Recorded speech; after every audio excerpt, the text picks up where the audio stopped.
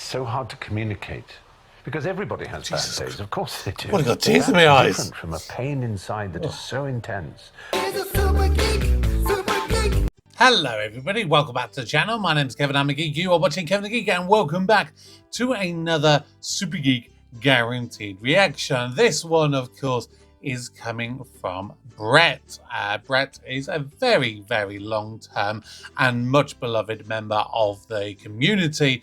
Brett has given so many random different choices, and I literally mean the word random because there is no rhyme or reason a lot of time to what Brett decides to go with on a monthly basis when he gets a chance to get a guaranteed reaction. And he says that this one is a bit more of a more personal kind of choice on this one, and it's the kind of one that I already have a feeling is not going to be getting the most amount of views, but probably feels for me like it's going to be one that is going to hit me quite emotionally hard as well. And the best way to describe it, is literally saying, describing it in the way that Brett has described it himself. So today's thing is something called "What's the Matter with Tony Slattery?" And it's a documentary which explores Tony's journey to gain answers regarding his mental health. He was one of Brett's heroes, and he and his friend Chris were fortunate enough to meet him in June 2024 at Stoke-on-Trent. He was a lovely guy, and January 2026 sadly marks 1 year since he passed away of a heart attack at just 65 years old. In fact, it was the 14th of January that he sadly passed away last year. So this video, in actual fact, I'm recording the day after the 1 year anniversary, so it's going to be coming out in a couple of days' time. He was 65, was an English actor and comedian. He appeared on TV regularly from the mid-1980s, including as a regular on the Channel 4 improv show Whose Lines Are Anyway? Also things like The Crying Game, Peter's Friends, and How to Get Ahead in Advertising, amongst just some of a wide number. So even apparently a British game show called Cluedo, which was based on the game show, on the board game rather. I should probably try and look for that. And apparently he auditioned for the role of the 8th Doctor when the Doctor Who TV movie was being done, so which obviously that eventually went to Paul McGann. Now I'm going to be honest, I don't really know him very well. He says he appeared after a hiatus in the 8th series of Red Dwarf as the voice of a vending machine, which that one was 98, so that one would have been series 8. I wonder if he's, because the name actually now I link it to Red Dwarf, actually seems familiar. Was he maybe the one in Only the Good? Every dog has his day, and today's the day when I'm the dog. Was it potentially that one? That's the only one I could think of in Series 8. There probably may be others, but that's the only one I can think of. But yeah, so he basically sort of like disappeared for many number of years and didn't really do a lot. And yeah, so he has a look at his mental health and afflictions that I've done, and that's what we're going to check out today. So it's just under an hour. It's going to probably be a bit emotional, so yeah, just be prepared for this one. That's all I'll say. I think we're going to discuss some difficult stuff, and we'll discuss it at the end. Hello, welcome to Great Failed Prototypes of Our Time. Number 14, the first condom. Oh, come on, cheer up, let's dance.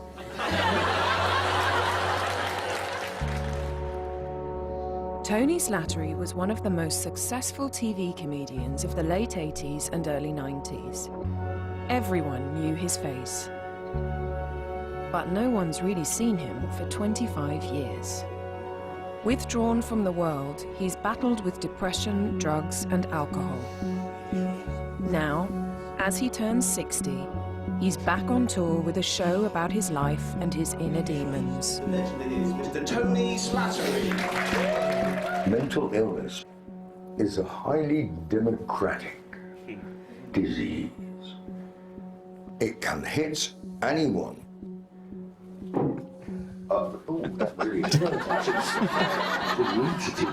No one in their right mind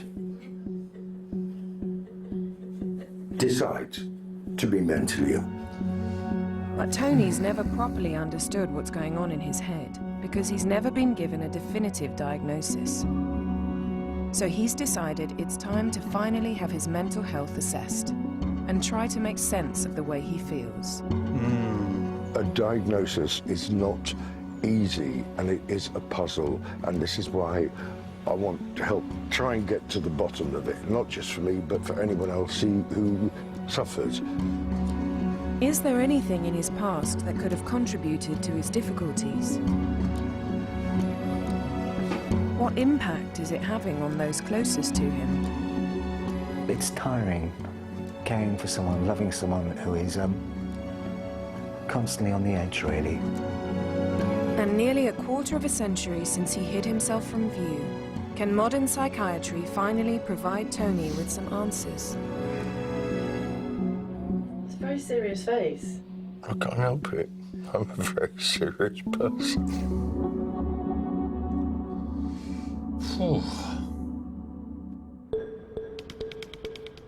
In our lifetime, 1 in 4 of us will have an issue with our mental health. Identifying a specific condition is never easy. Drink, drugs, and stress can all mask the underlying cause. Yep. And the longer it goes untreated, the worse the symptoms may become. Where do you live, Tony? I live in a 2 up, 2 down Widmark terrace house, which is rented with Molly, the psychotic cat. Mind the brush. Oh, ow. Hi. Mark, what are you doing here? Are we doing this seriously? Or We are. Okay.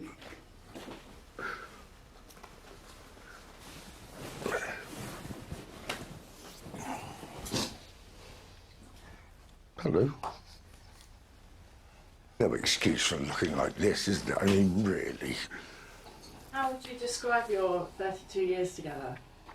I think we didn't realise it, but when we first started courting each other, it was a wonderful time, and I think we were viewed as a golden couple, really, because Tony was incredibly popular, working non-stop, and I was going from show to show and sort of busy working as a dancer does, and enjoying all the jobs. And a singer and an actor, the triple threat, which is what you have to be. And loving jobs. And Tony came to sort of support me in all my jobs, and whenever I was doing something new. Let's get some Barbara Carter, but I don't think we'd be without each other. And I love you. And I love you. Thank That's you. lovely. We're both touched by the same sort of things. We'll hear a piece of music and it'll make us want to cry, or we'll see a film and we'll both think, that was perfect, that was beautiful. And it's great to share those simple things with the person you love. The couple met in the 80s when Tony was at the peak of his success. An ordinary house, an ordinary couple, but this is no ordinary drinks maker. He made his name with the Cambridge Footlights and was renowned for his boundless energy, quick wit, and talent for improv. Channel 4's Whose Line Is It Anyway, with its weekly audience of 6 million people, made him a star.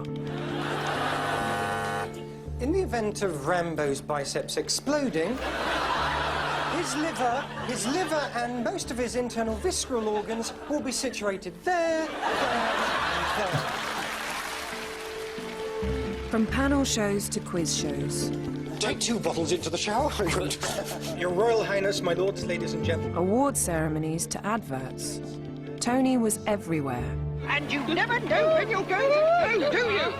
Then, just as suddenly as he appeared, he disappeared.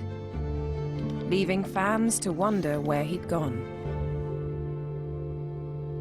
How would you describe what happened to you? I think the overwork came first. First of all, can I just say that although I am a bloodthirsty, merciless, psychotic warrior, I'm also very much a woman. I think there was always a manic part of me. There was always a predisposition to mood swings. Then came the being on telly a lot and being in theatre and having people laugh at you and trying to entertain. Too much booze, doing drugs. I think that's partly it. I rented this stupid, huge luxury warehouse overlooking the Thames, but I was so nutty I threw loads of stuff into the Thames and used to stay up for 4 days. And then the paranoia. I thought everything was bugged, and I became obsessed with electrical equipment and chucked it all into Thames. And there was one particular time when the river police came by with a megaphone and they shouted, "Tony, this is true, Tony, we like you in Whose Line Is It Anyway, but please stop chucking things into the Thames." Why? 2 seconds. I'd have to try and talk him down. He kept imagining that he was being spied on, people were breaking into the apartment, and people were destroying things. It became apparent that he was becoming a danger to himself and needed help. My grip on time and how it passes, that became very fuzzy. And then I think I just got bloody exhausted and withdrew. I know that Since he feeling. dropped out of sight, Tony has suffered prolonged bouts of depression. At one time, he was addicted to cocaine. Since then, he's become a heavy drinker. His mood is brighter over the past couple of years because he's been busier.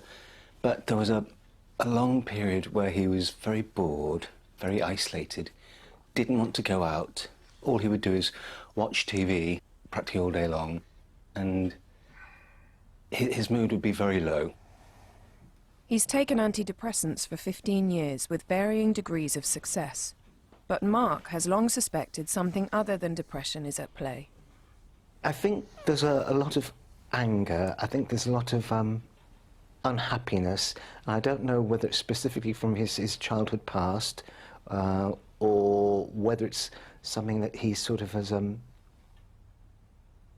worked himself into over the years through whatever reasons. Yes, it's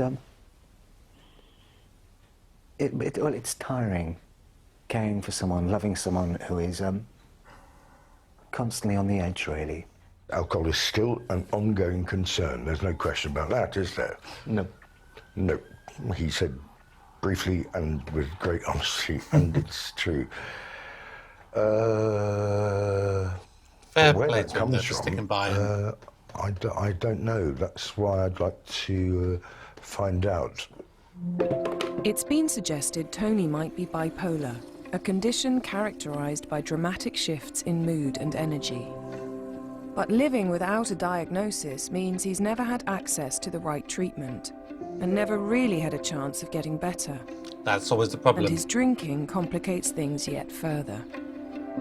Diagnoses take Bye-bye, time. Molly.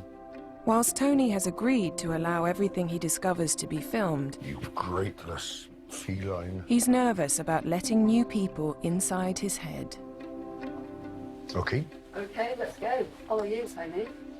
Okay. He decides to reach out to an old friend who's fought his own very public battle with his mental health. When I first met Tony, I just was instantly charmed by him. And he seemed so talented. And he was.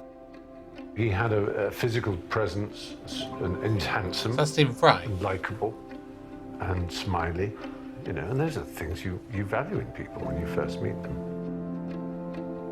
There's a lot of love for Tony, and rightly so, you know. He doesn't have a malevolent bone in his body.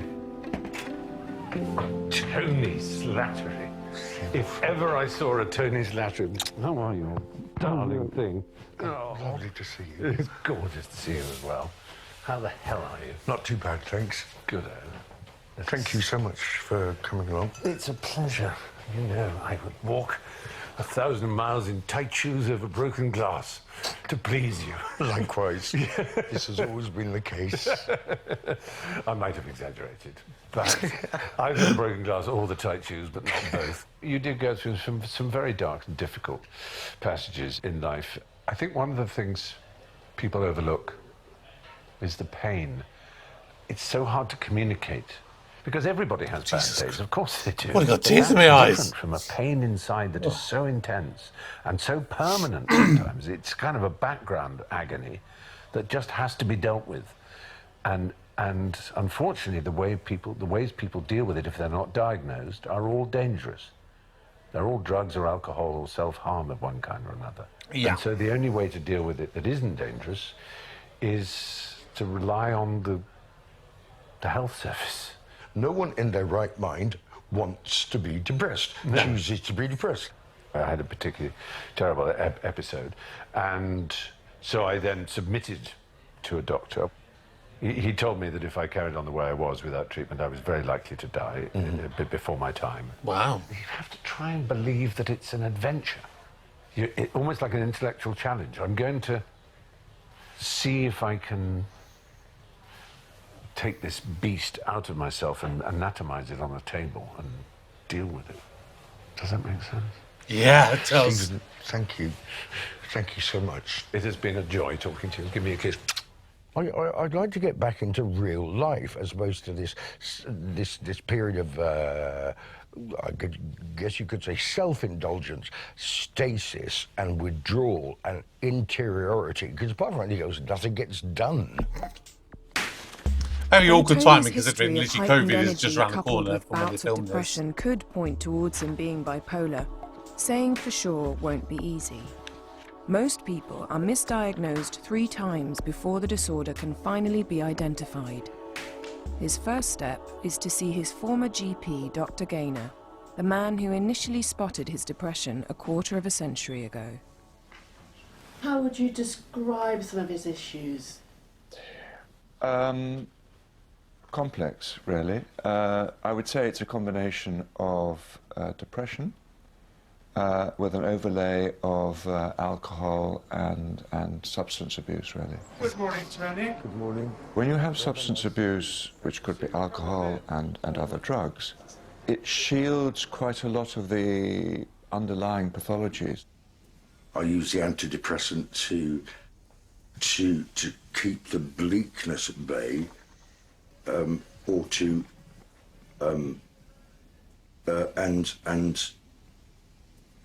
yeah, it's a bit of it still remains a puzzle.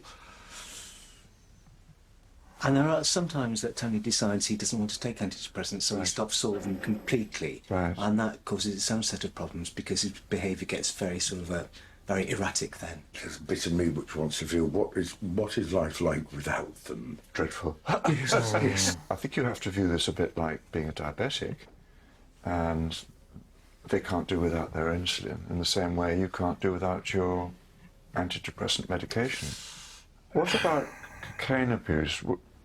When did you last use cocaine? Oh, at last, I think it was around the millennium. Really? It really was. Yeah. And so, what's the status now with alcohol? I still drink too much. I'm not sure about the units, but I don't know where the alcohol ends and the depression starts, and I don't That's I a would problem. like one to give way to the other so that they could be addressed properly. I've got letters from 3 psychiatrists here. They don't know either. So nobody's actually formally come up with a diagnosis of bipolar disorder, although Yes. they've been suspicious of it. This question of getting to the bottom of it, I think, is really important. And there is a Dr. Guy Goodwin, who is a specialist in this whole field, and I think I'd rather like you to see him. okay. But before we say goodbye, I was looking through the records, Tony. Now, can you tell me about this? It says Please lower my dosage. Tony Slattery. So what was that about, Tony? That was my spotlight photo for a year. I didn't get much work that year. No shit. All I can say is that they're all treasures, and they will live with your notes. Share those to the psychiatrist. No, I'll keep them here. You he's go and untreatable. see Dr. Goodman. Okay. And then he'll write me back a letter and tell me what his views are and what we should do next. Thank you. Lots of love. Bye. Bye. Bye. The thing that's so obvious is just you can see that sense of joy really trying to come out, but it's it's fighting to get out. Guy Goodwin is a professor of psychiatry at the University of Oxford. He's the world's leading authority on bipolar disorder, and he's been pioneering treatment for 30 years. Getting a diagnosis requires establishing a history of episodes of both major depression and mood elevation, where a person feels very high and is physically overactive. Well, I think the main difficulty has been that simply the right questions are not asked of people when they come complaining, say, of anxiety or depression.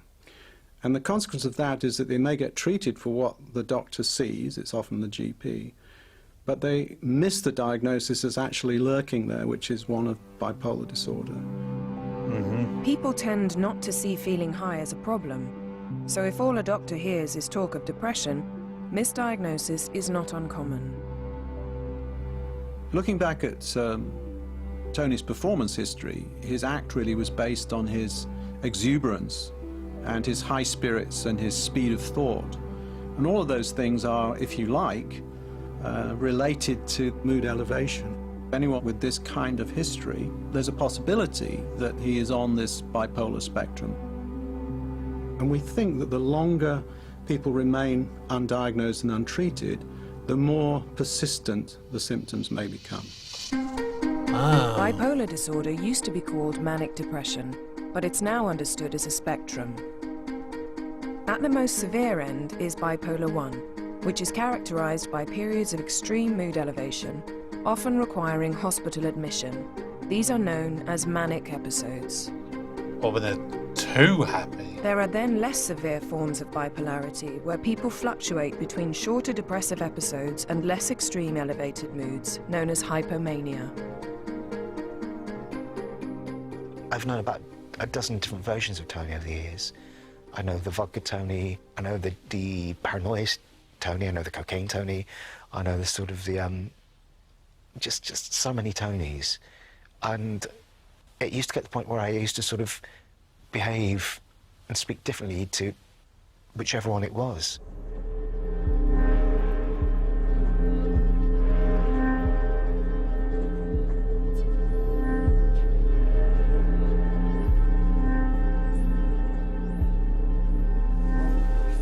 Hi.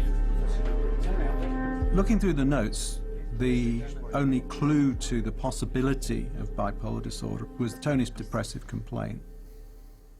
How am I going to assess the possible bipolarity? Well, that's really to ask him directly about the possibility he's been manic.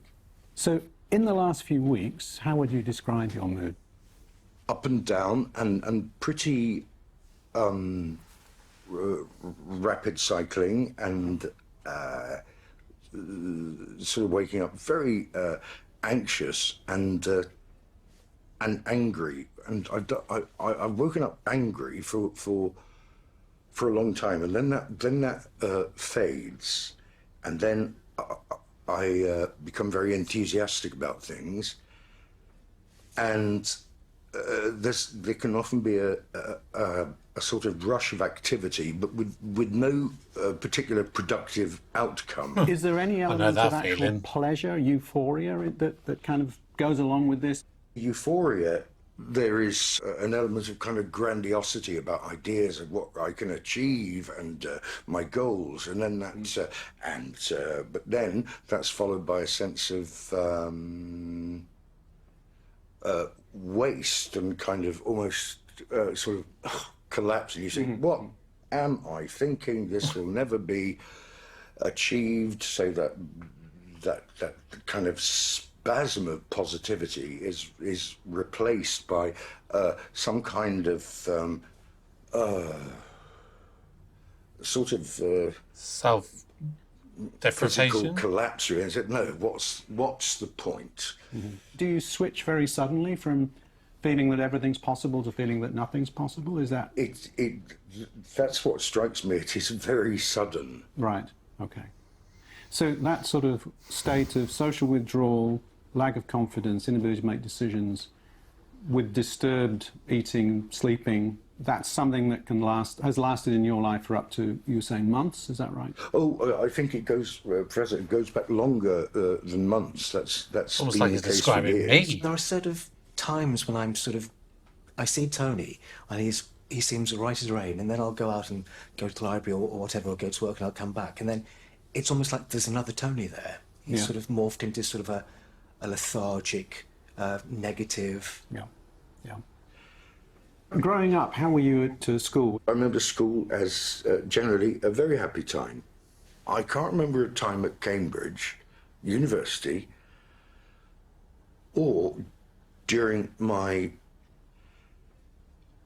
period of intense work when I was for a long period deeply detached or unhappy. You were mainly pretty hyperthymic, as we would say. You were usually sunny, active, energetic, confident, and that ran on pretty much as your normal mood. Is that correct? Yes. Do you think you've had sustained periods of elevation when you were a bit out of the box for long periods of time? Yes, Professor, they have, but I think they might be connected with comorbidity of substance abuse. Yeah. Where did the drug use come from? I often used to take it entirely on my own, often watching a television which was deliberately tuned to a channel which didn't exist. I mean, I don't want to put words in your mouth, but were you trying to treat something? I mean, were you trying to get a mental state that you preferred to the one that you normally had? How did it work for you? I tend to put things to one side and ignore things, even when they might be serious. I think, but oddly, I think cocaine was actually numbing me instead of exciting me. But though his actions whilst on drugs sound extreme, it doesn't necessarily mean Tony is on the bipolar spectrum. Bipolar 1 disorder is characterized by mania.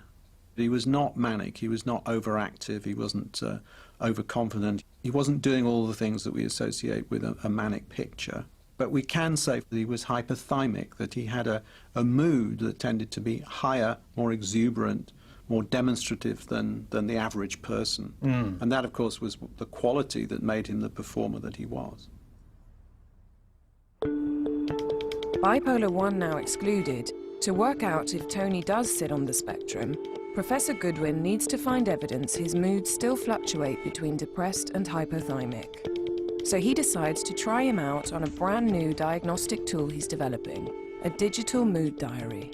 So Tony, you've linked to this from your email, and you'll get a prompt twice a day for the next month. What you'll find is that it'll say, I think, your tasks. Yep, a task is due to be completed today. Exactly. You just click on the appropriate button there to get into the task. Oh, okay. Oh, gosh. What this is asking you is just to say best ever, worst ever, so 0 to 7. Right. On each of those items, and it's just how you're feeling now. The middle, elated, I would say, not at all. Sad, again, the middle, angry. Oh, I'm sorry, I'm going to go for very much because I always wake up angry.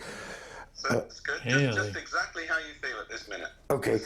The idea is that we're trying to look at your variable mood and get us a measure of it, which may be useful for both of us to look at.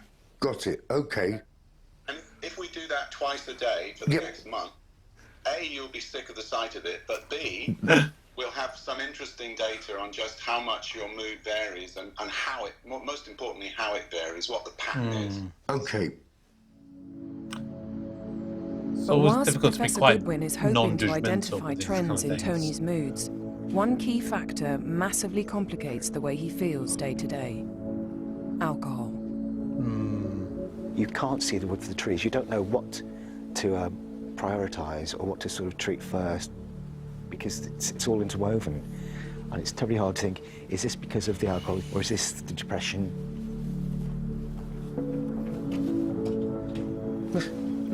He's a very flamboyant dresser, though, isn't he? I mean, I have run away a couple of times. I go away for a week and run away to my brothers in Liverpool. I think everybody needs a bit of respite, unfortunately. I hate being away from him. That's completely understandable. So I'm conscious I'm swaying now. It's not helping, is it? I'm swaying. It's not unusual for people suspected of being bipolar to also drink heavily, masking their symptoms.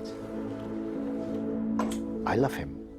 I would describe myself as a professional optimist, because if I'm not counteracting him, then I would sink as well. And I can't do that. I can't sink because, you know, I have to keep him afloat. And it's hard.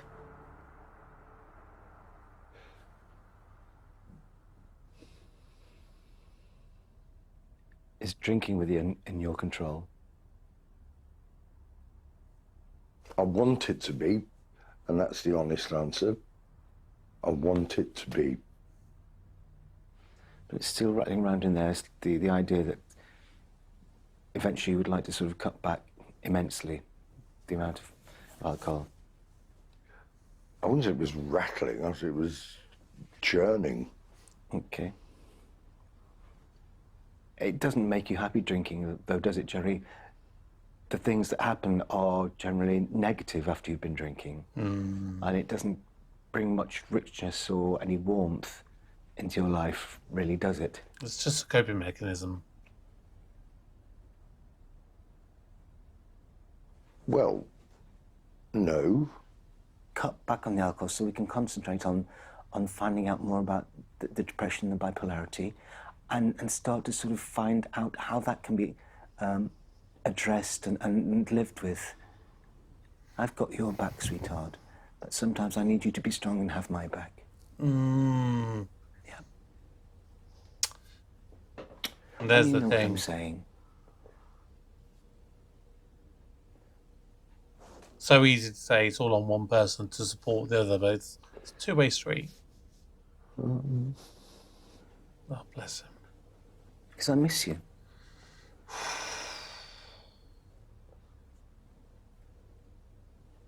That's deep hitting. 30% of patients with bipolar disorder also use alcohol and drugs to excess. And that means that it's got to be present in your mind that the two things may be there.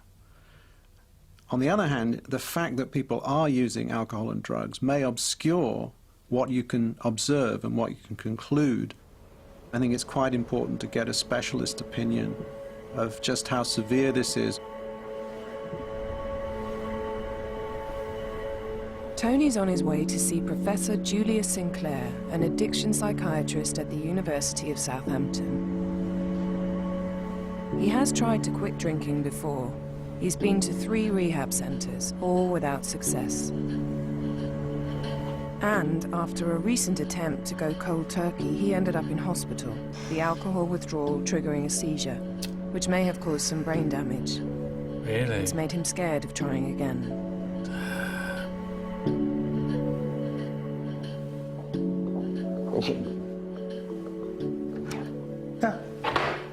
I didn't know. Oh, that's bad. I thought it might have been a mini bar. That's bad. That's bad. I did think that.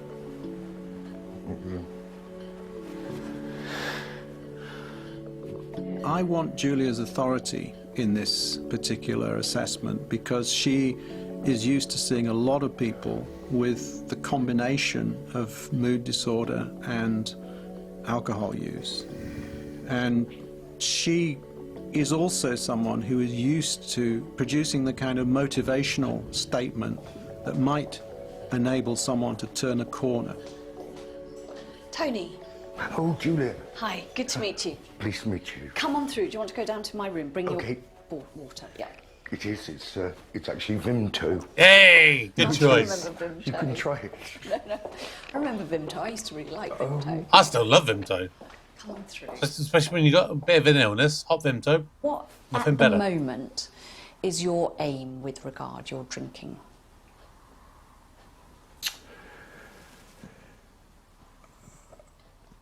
I'd like not to be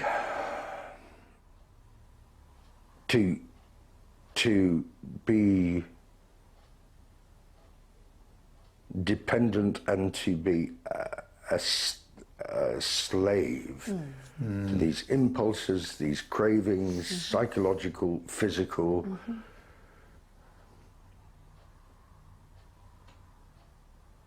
That's what I would like. Yeah.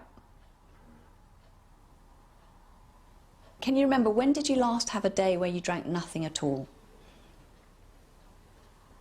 Weeks, months, years? I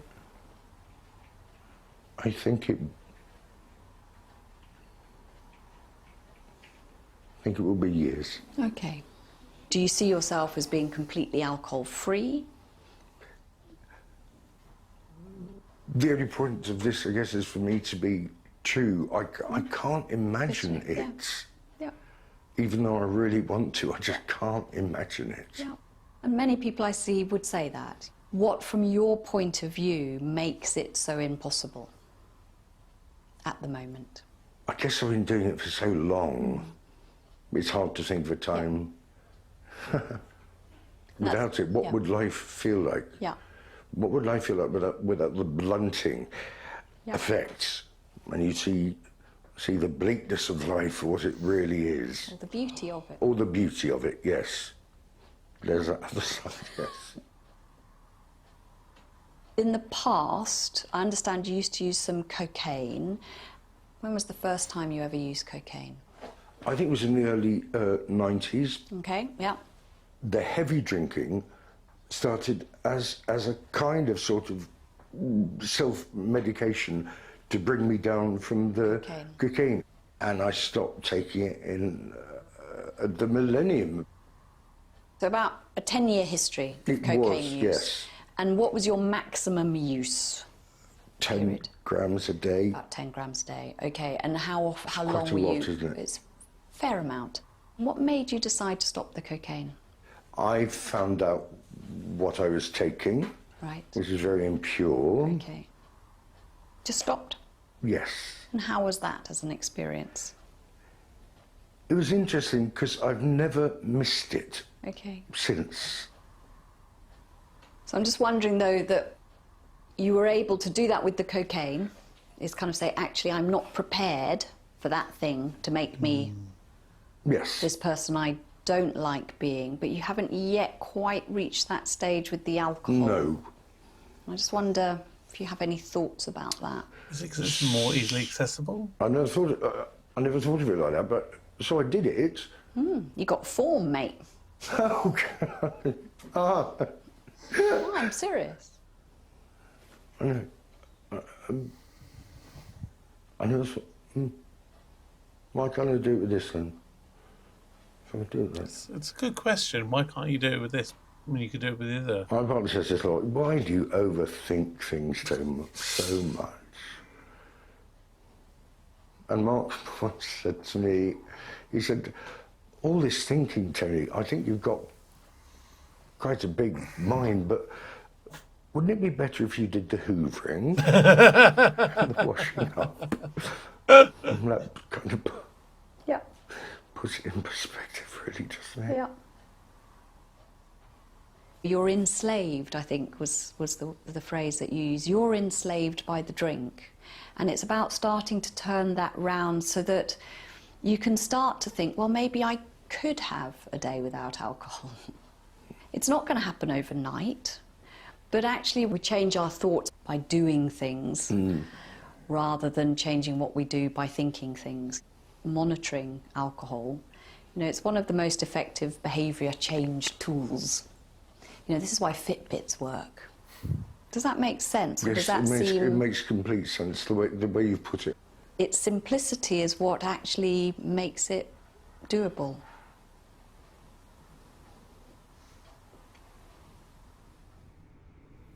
Julia confirmed our impression that the drinking was a pretty central problem for Tony. She was particularly impressed by the fact that Tony was able to simply stop taking cocaine. And I think it's certainly encouraging to look back on that and to think about how able he was to make that complete switch in behaviour. It's going to be important for me to try and reinforce that message.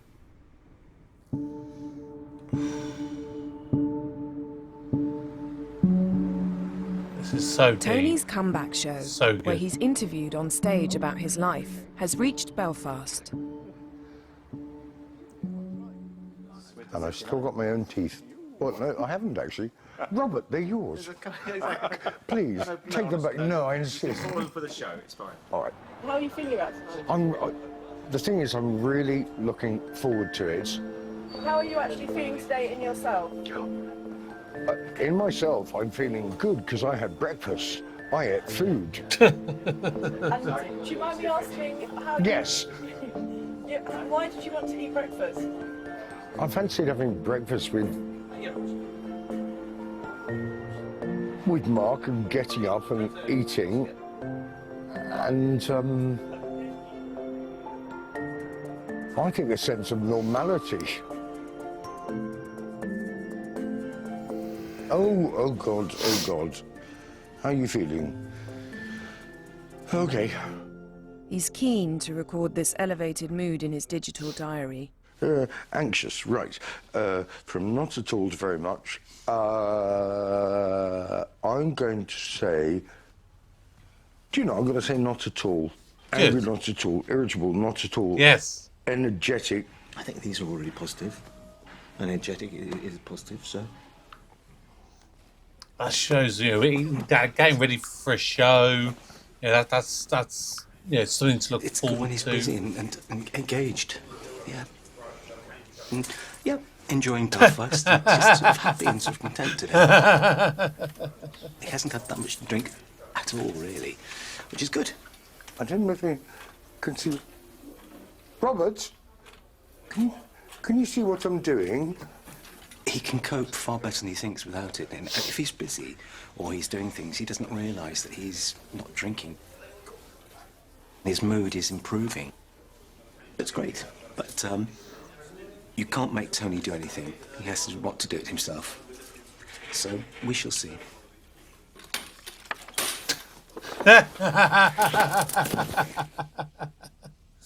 He's an entertainer. He loves to entertain.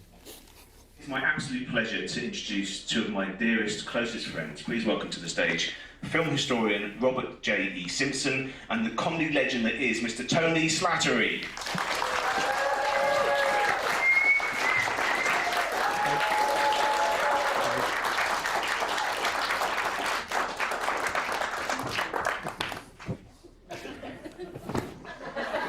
That's it, he's not getting up now for the rest of the night. No. These armchairs are really low. I was thinking of a kind of riff on a ditty where you dust yourself up, brush yourself down, and start taking more Prozac and blame someone else. Which is what often happens. That's not what you do, though. No. What do you do? I blame myself. You blame yourself. Ever true to his improv roots, Tony doesn't like to plan what he says in advance. I think religion is really good if it makes people kind and behave nicely. And conversation in these shows often turns to his past. My teachers, nuns and priests, and they were good and bad. There was the story you told. The one about the nun that hit you on the head. Because why did she hit you?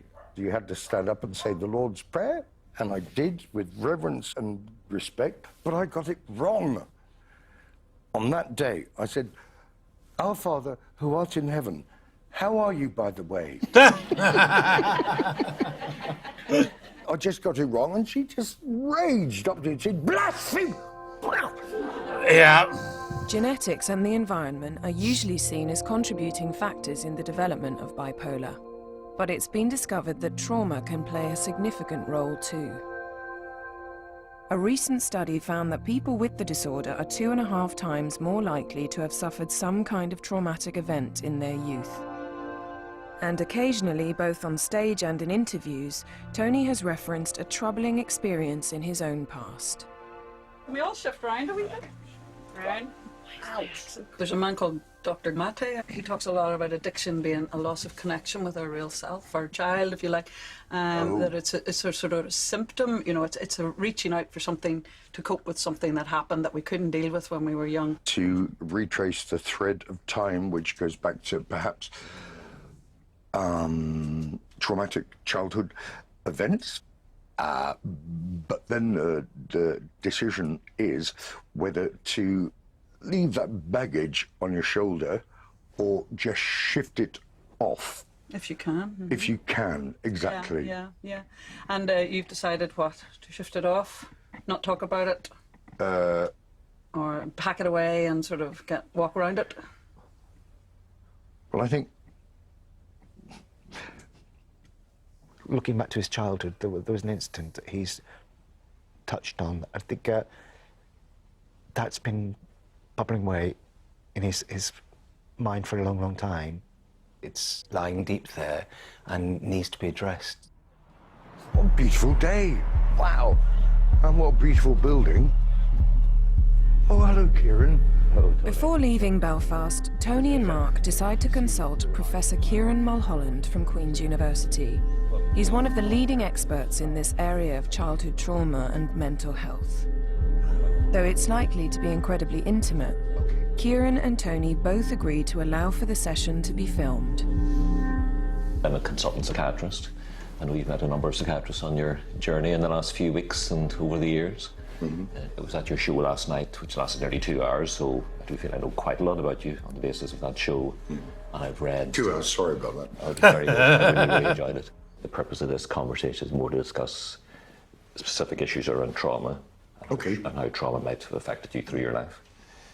And the purpose of this is not just to talk about it for the sake of talking about it, not to relive it just for the sake of reliving it, the traumatic experiences, I mean, but to try and understand just how important it might be and to try and determine whether a focused therapeutic approach, a talking therapy, might be helpful at this point in your life. Does that make sense? Absolutely. There was the Guardian interview earlier this year, which I read, and you did mention specifically an incident with a priest at the age of 8. So that doesn't sound good. No. And it's hard. Might as well cut to the chase. Yes. It's hard to imagine that could have had anything but a negative impact on your life. Well, it wasn't pleasant, no. Being fucked up the arse at the age of 8, no, it was not. Fuck. Okay, so that's what we're talking about. It's as bad as that. Well, that's what happened. Okay.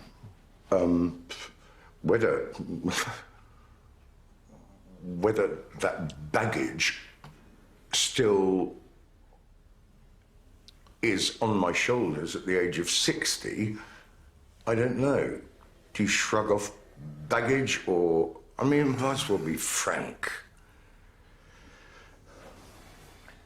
Have you ever talked about this before in the way you've just talked about it in the last 2 minutes? With Mark? You haven't actually sort of been that specific. You didn't tell your parents? Oh, God, no. So you kept it secret? Yeah. It happened more than once, Tony?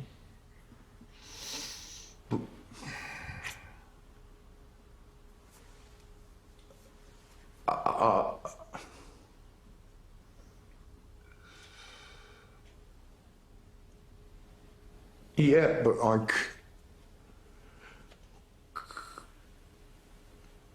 yeah, but I can only remember the first time. Or choose not to try and remember the first time. Okay.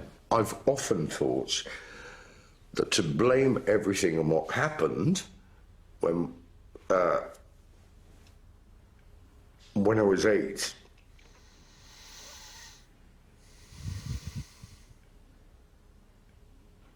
I'm not sure about that. Okay. There's seldom one single cause for anything. It's a combination. And sometimes there's something in our genes, in our inheritance, that's important. Clearly using a lot of cocaine was important. But I do wonder if the traumatic experience at the age of 8 is perhaps of more importance than everything else, without saying that it explains everything, but of central importance. Okay. How does one address it? What do you do? Do you put it in a kind of psychological wastepaper bin and say, that was then, so what? No, I think what you do is you address it with modern forms of therapy, which are very focused. Not something I've talked about until now.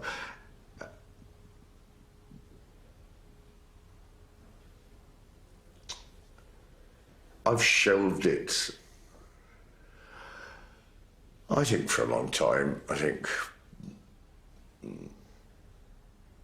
You do refer to it more than you think you do sometimes. Ah. So I think it is troubling you more than you think, because it serves as, when you do conversation talk shows and things, and you touch on it, but then you sort of go past it. So I think it's there more than you think. Okay. Lately, definitely. Okay. I'm so fucking worried that this is a self-indulgence. Talking about it. Well, it's definitely not. Like, that's not the case. I don't think that. Mark doesn't think that. It's not the case, don't it? It's about your well-being and your happiness. I think the very fact that you think that and that you feel guilty is a reflection of what's happened. It's caused by that. From all those years ago? From all those years ago. Jesus. It's quite likely you've carried guilt with you ever since. In quite a profound way, which has meant that you've been quite self-destructive, as opposed to self-indulgent. As well as what happened in the past, address the present and being in a healthier place, which will allow you to go forward. But at some point you have to take the first step in that journey. Maybe it's now.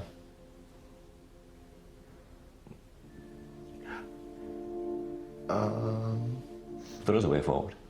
Okay. That's what you need to believe, first of all, that it's necessary, and then believe that it's possible. Oh. You know, I want to do something, I believe there is something that can be done. Oh. Does that sound like a problem? No, it's just never been put to me like that before. Ha, thank you. Yeah.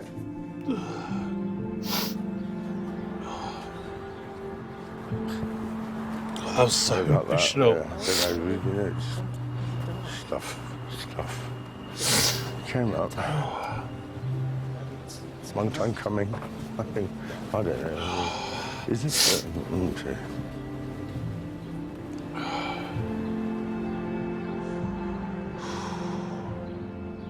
We're not sure what happens in the brain of patients who have experienced early abuse, but we know that people with histories of trauma up to the teenage years show a different response to stress later on in life. Sexual abuse obviously plays a part in Tony's story. It's common for people to be slow to disclose sexual abuse and to, in a sense, not want to cover it, not want to address it. It sometimes seems like people need to do that before they can move on. Now that Tony has opened up about his abuse, for the first time, trauma-focused therapy becomes an option for him. I was relieved that he'd actually confronted it and sort of said, this happened to me, and it upset him, obviously. But I find it very sort of,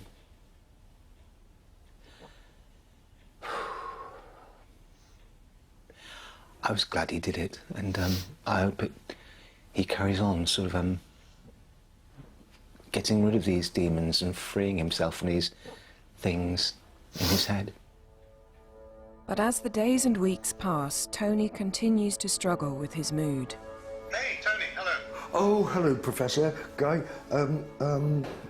Thank you for talking to me. You're not getting on very well with the self-rating things that are pinged to you every day. Because they ping me when you haven't done it, you see. So I've got a lot of messages in my inbox. Almost as many as you, I think. That makes me feel very guilty.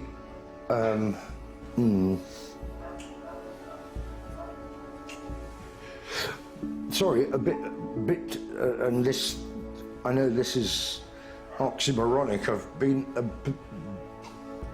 bit too low to do it, and that's an insult to you, and I'm sorry. No, not at all. No, I mean, I'm curious just to know whether we can make it any easier, because, you know, obviously it's supposed to be a relatively straightforward thing to do, and it isn't turning out to be. It's the gradations between are you sad and are you happy. It's not that it's that I can't properly answer them. I'm sorry.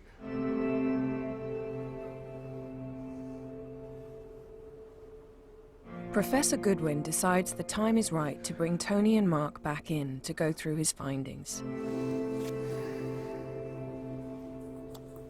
I'm so used to sort of living with a certain level of stress and anxiety that I've grown accustomed to it in a way. There were moments I didn't realise weren't normal. I just thought, oh, Tony's having a bad day, or he's in a bad mood, or... But looking back, I think it's clear that he's more complicated. Cup of tea for you. I think to reveal oneself and one's own experiences can easily, I know, come across as so self-regarding, but what if it bloody helps someone else?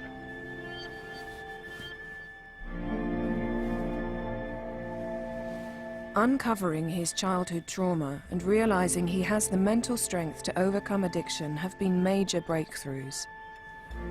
But there is one factor preventing progress that only Tony himself has the power to overcome.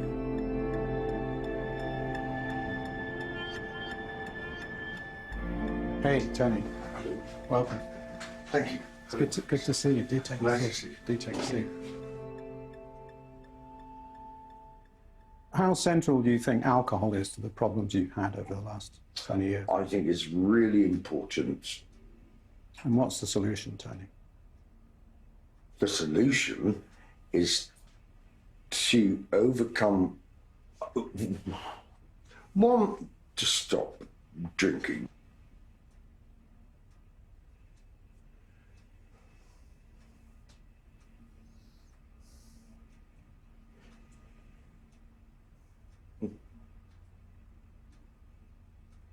Or maybe it's just numbing things which are there.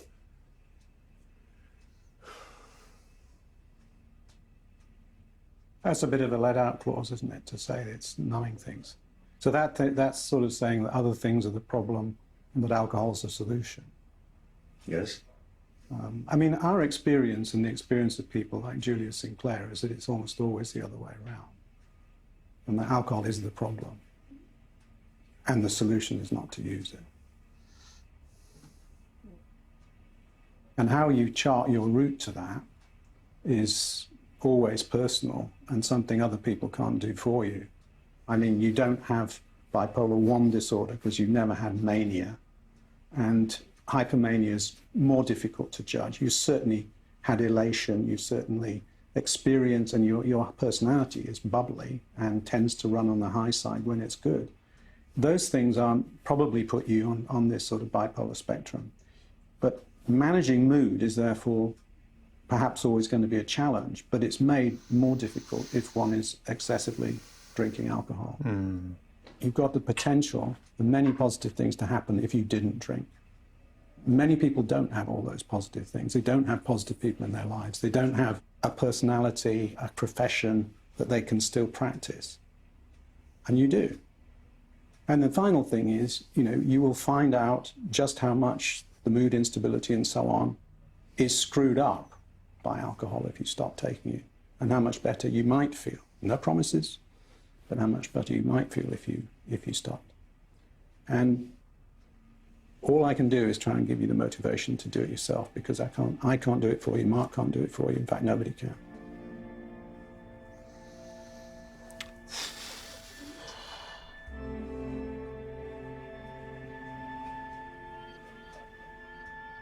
Tony. Mr. Goodwin, thank you very much. Thank you. And you might meet again. If he were able to stop drinking, then it seems to me that one could then seriously look at how far his mood disorder and the evidence that he's had this abuse in the past could be addressed. But at the moment it seems to me that the alcohol hangs over everything else and it prevents him moving on these other issues. Dr. Goodwin thinks it likely that Tony, just like 3 million other people in this country, does sit on the bipolar spectrum. Everyone's circumstances are different, and our understanding of the disorder is still in its infancy. Medication can be used to stabilize mood to minimize manic and depressive episodes, but on average, it takes 10 years to get an accurate diagnosis of bipolar in the first place.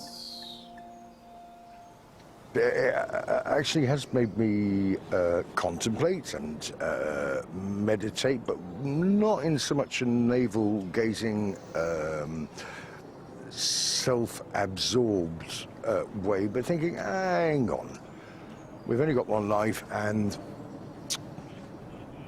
yeah, I'd like to cut down and eventually give up the booze. I'd like to get work. I'd like to have an agent. I'd like to make people laugh or entertain or do things which are serious, because I think my life's been, as many people's lives are, in a state of stasis for so long, and some of that has been my fault and some of it has been rather beyond my control. So they're the thoughts which which today has induced. Yeah. In the months since his assessment, Tony has managed to reduce his drinking. There's a long way to go, but this is more progress than he's managed in years. I hope he'll stay in a better frame of mind, and it'll be a step up from where we've been for such a long time, and hopefully that step up will lead to another step up. Change is afoot. Yes, yeah. It is, definitely. Have you done any hoovering recently? Do you plan to? It's an ambition.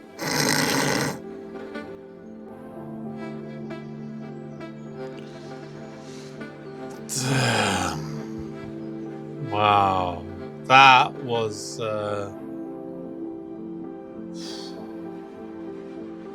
one hell of a documentary, I'm not gonna lie. Watching somebody who I don't really know open up and really talk about difficult periods of his life, that was one hell of a difficult thing to watch, but very interesting and emotional, of course. Obviously, at the time that this was recorded, and presumably, I think it looks like it was, all the filming was finished before COVID really became a thing. From some of the stuff that he was talking about in that, the idea that sometimes the loneliness, the isolation, they were some contributing factors to him having some darker days. I would not be surprised if for Tony, the COVID period would have been a very, very difficult time for him. Possibly it might have worked a little bit in his favour.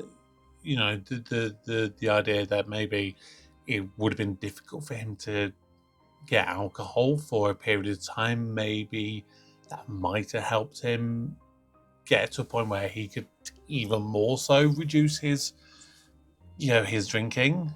I mean, they spoke about the drinking a lot, but they didn't really show any of it. They didn't show him being drunk or anything like that. Every time he spoke, it seemed to be with a considerable amount of lucidity and, very clearness of thoughts. But I couldn't help but feel like I kind of know him, despite literally not knowing him at all. I'm certain he did a voice in Red Dwarf. I'm pretty sure I've seen the name in there. I'm certain. Now I've been thinking about it, I'm pretty sure it's that episode at the end of Series 8. But when he's talking and saying that, he has these really happy times, particularly in his younger years when he was sort of at college, university sort of time, I can definitely relate to that. I probably grew up being, I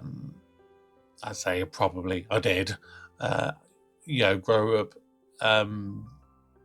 I was the bullied one at school. I didn't really have any friends. I was just sort of the oddball kid, often pretty much spending his lunchtimes in the library reading books because they gave me joy. And hanging around the drama department and always feeling a certain pull towards drama. Then, of course, I went off to college and I met some people. I grew to know some very dear friends, one of whom is still my best friend to this day, and I love that. There's another guy, a really good friend who, I'm still very, very good friendly with, from college. And then a handful of others who I still see every now and again. And that was the time I felt that I really started to become what most people say is, who I am. I'm a very happy and energetic person, and particularly when I'm on the stage. Like I'm recording this literally about a week or so, a couple of days after I did a pantomime. I've mentioned it to quite a few people, and I did pantomime, and I played the dame on stage, a character I've never done before, but I've always thought, hey, that'd be a fun one to do. And a lot of people that I spoke to, and I said to them, like, please don't try and make me big-headed or anything like that. If you think I did a good job, tell me. If you think I did a crap job, tell me. I'm a big boy. I can handle it, And there's quite a few people who were like, didn't really understand what the plot was. I mean, was there a plot? It didn't feel like there was a plot a lot of the time. And I'm like, well, yeah, there was kind of a plot. And it was like, yeah, there was definitely a lot of times that it felt like really, really long, and like we could have cut it down. I was like, yep, I definitely agree with that. Yeah. And then they were like, you were literally fantastic. You worked with the audience. You had this bond. I always picked on a particular gentleman. Each night we had a James, we had a Brian. Brian was my favourite. Definitely, I would say Brian was so fun to work with. We had Declan at one point, and different people. And a lot of them I would start off because it's really probably the only joke that I can really remember. And I go, when I'm thinking, right, who I'm looking at, most of these people, I don't know who they are. Let's find someone to pick on. Let's make it fun. And usually I would go to the bold guy, and it'd be that stupid typical joke, like, oh, look at this handsome man. He spent all day doing his hair and forgot to bring it with him. It's that old classic. It's stupid, but it gets a laugh. And I always picked on someone who would be there's like a dad. It's usually a dad, because that would always be a bit fun with it. Usually with a woman, because then you can, again, you do the, are you married? When he says yes, you go, happily. And again, you just make fun of it. And so I just do constant little references that are not in the script, but I just sort of add them in. And doing that last week, it reminded me like how much I love to perform. Because to perform, sometimes it allows you to escape who you truly are. It allows you to be someone that you're not. I've always said, like, if I wanted to play a dream role, it would have to be someone that is so far opposite to myself that, it's someone who I know I could literally never be. And I've always said I'd want to play a really dark character, like a Bill Sykes from Oliver, or a really twisted serial killer or something like that. Because I'm a lovely, happy, chappy guy. I'm never that in real life. But there is stuff that you don't see. And, hearing Tony in this, hearing some of the stuff he's going on about, like he was saying how for him, alcohol it's numbing. It's a way of numbing the pain, numbing certain emotions, numbing certain feelings or thoughts. I was thinking, I've been doing that a lot in the last few years. And I've spoken at different times on this channel that I've had some very difficult times. Even during the times that I've been doing this channel, I've never tried to let it be known or let it be shown. In a way, sometimes there has been the odd video where I'm almost forcing myself to be a little bit over the top. And part of the reason for that is because that might be a day when I'm having a particularly shit day. And because I started doing videos in September 22 when I was doing stuff basically from the PlayStation, doing some video game live streams. Then I started November 22 doing videos where I was recording and doing like the Doctor Who reviews and some Christmas reviews and things like that. And it was when I did Ted Lasso, which would have been in around about March 23. That was the time that was it February? Yeah, it would have been end of February 23. So before I actually started doing reactions, I basically got suspended from work under investigation for potential gross misconduct, which led me to being off from work on sick for about 3 months, 4 months, something like that. And I was literally at home doing nothing. I sort of threw myself a little bit into the YouTube, and maybe that's where then start, because at the time obviously I didn't have a computer, so it was a little bit difficult, and it was a very different time. I literally recorded something, then I have to spend time recording the episode from whatever I'd watch it on my phone to create the video footage. It was very, very complicated, and I threw myself into my work. I say my work, the YouTube, because it was a way of hiding the really difficult period that I was in, and that's what I find. I've got two kind of ways of numbing if I'm having a particularly bad time. It's either through like overworking or really trying to really hyper focus on something that I'm doing, whether it might be a video game, it could be watching a video or a TV series, it could be making videos, it could be whatever the case may be. The other thing is food. I've spoken about this a lot, and food for me is as dangerous, I think, as the alcohol has been for Tony. He uses booze, beer, vodka, wine, whatever it would be. Me, I worked out once in the last couple of years that there was at least 1 month, I would say, in a 31 day month, probably 26 days would be my rough guess. I ordered a takeaway, and this is the problem with like ordering takeaways with something like Just Eat or whatever. You can order it and it be, you have to order a certain amount in order to get the delivery, so you end up ordering more than you would probably normally eat, and so then you end up having way too much,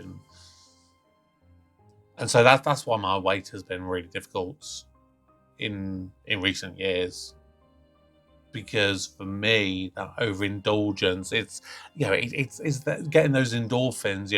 There's something horrible in processed crappy food that makes you just you get that spike, that spike of, I don't know, whatever the chemical or the thing is that goes in your brain, whatever it is, something happens, and you feel really good in that moment. And then not long afterwards, you feel the most incredibly shitty. And so I definitely have had a number of periods over the last couple of years, with the jobs that I've been doing. It's led me to be in a very difficult position. I, at one point, slept on my sofa for about a year, even though I literally live on my own. I literally have a bedroom, literally in the next room. I just didn't use it. I literally just stayed on my sofa. I had a period that one of my pipes in my under my sink broke, so couldn't really use my washing machine. Couldn't wash up, so like my washing up was basically piling up in my bathtub, and then I'd have to do my washing in the bathtub. So I wasn't doing that much. And then it got to a point that I wasn't taking the bins out, and so rubbish was piling up in a corner of the kitchen or to the side of the desk. Stuff that nobody would ever know or see. But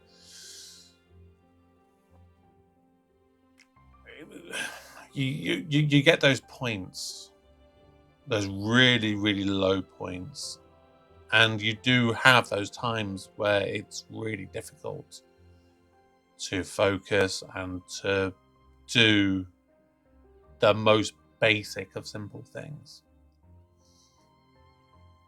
So I get a lot of what is happening to Tony. I can't compare, of course. Of course, I've never had as traumatic an experience as he did when he was 8 years old. The closest I have to that, I always wonder what would have happened, but my uncle had a pub up north at one point, up near Barnsley Way. And we went to visit him one weekend, and he was just doing his thing behind the bar, and I was just playing on the pool, playing darts and stuff like that. And I remember this really old guy, maybe 50, 60, something like that. And I was just talking to everybody, as you do, because I was like, maybe 10, 11, 12, something like that. And I remember, I don't think I knew at the time what was kind of going on. It took me many, many years later before I sort of worked out and the memory came back. But it was, he was basically sort of offering to, like, if I went around to his house, he'd buy me like an Xbox or a PlayStation or various things like that. Which, now that you think about it, you kind of know what this man was up to. So yeah, that's the closest I've had. I mean, like I said, nothing happened. Thank God. But we all have our demons. You never know what is going on behind the eyes of the people that you see, and all you can do is keep your eyes peeled. Try and look for any potential warning sign and do the little things to help them. Tony's partner there, Mark, such a wonderful man. To hear how much he loved, how much he adored looking after him and trying to help him through the pain that he was going through. But also knowing that he himself also had to take a break at times. That's the difficult thing. You don't often realize that when you're a carer, you're so focused a lot of the time on being caring for that person. You forget that in a way you have to be caring to yourself as well. So, Brett, thank you for making me watch that. If you were the only person watching this, then I hope you got some enjoyment out of it. If there are other people that have watched this and more importantly stuck to this point, I truly thank you. Because I think that mental health, and I've said this so many times, mental health is one of the most difficult things to deal with. People don't give it the respect that it should have. People are always so focused on your physical health. You a lot of time neglect your mental health. And as far as I'm concerned, there is that symbiotic link between your physical health and your mental health. You're probably more likely to suffer from illness. If you literally cloned yourself and you do exactly the same stuff, but one of you has positive mental health, one of you has negative mental health, the negative mental health individual is going to get ill more frequently and more seriously than the person with the positive mental health.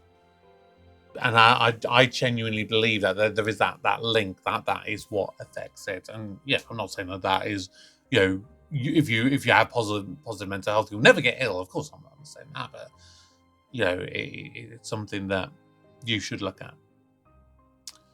So this was a very interesting and very insightful thing to watch. My condolences go out to Mark, obviously, for losing Tony last year. But I feel I got to know Tony in this. Like if I'd watched, the various stuff that he's been in, I would have got to see Tony the entertainer, Tony the performer. I wouldn't have got to see Tony.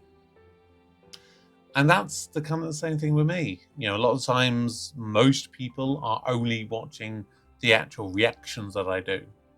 A lot of people don't stick around for my post-reaction analysis or my intro ramble. Those are the times that you see who I truly am and how I see the world. I won't say that I see it perfectly. I do my best. So thank you, everyone, for watching and sticking around. Until next time, my name's Kevin. I'm a geek. You've been watching Kevin the Geek. Goodbye.